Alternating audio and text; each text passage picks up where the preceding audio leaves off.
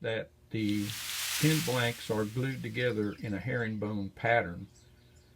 Before I did this, I cut the 3/4 inch blanks down to a 1/2 inch so there's not as much waste, and I saved all the other pieces to glue up and make another blank.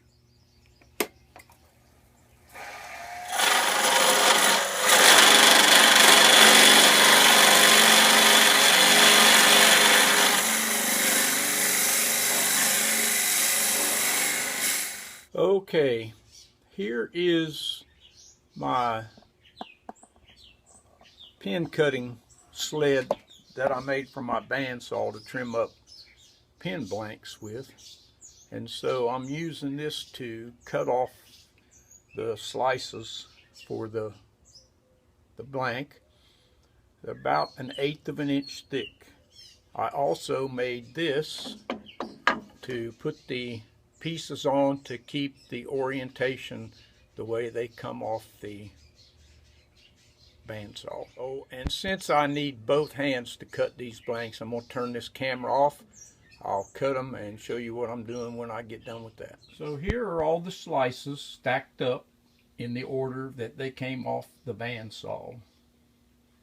Almost ready to glue them up. We'll start that shortly. Okay, so now I have my tube scuffed up and ready to go. I put it over here. I have the pieces on this side just to help keep them in order.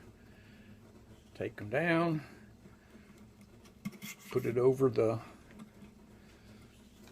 pin tube.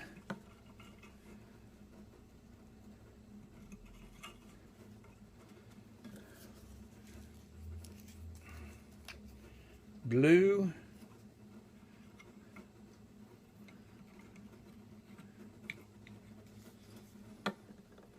Next to piece of wood goes over, slide it down and offset it just a little bit. More glue.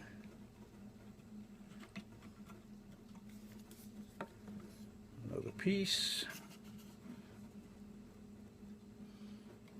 Offset it one line is all I do, and this will just keep going.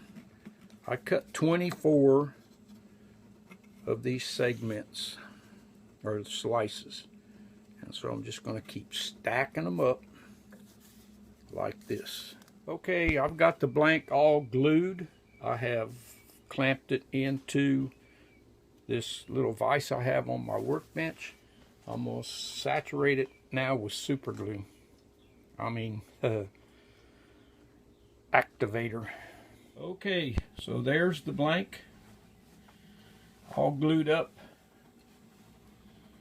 You can see the twist in it, sprayed down with activator. I'll wait till tomorrow to turn it, but from here on it's just put the bushings in there. I turn between centers, high speed, sharp tools, very light touch. You don't want this thing to come apart. This is the finished pin. It's an Atlas pin kit from Woodcraft. Turned out nice.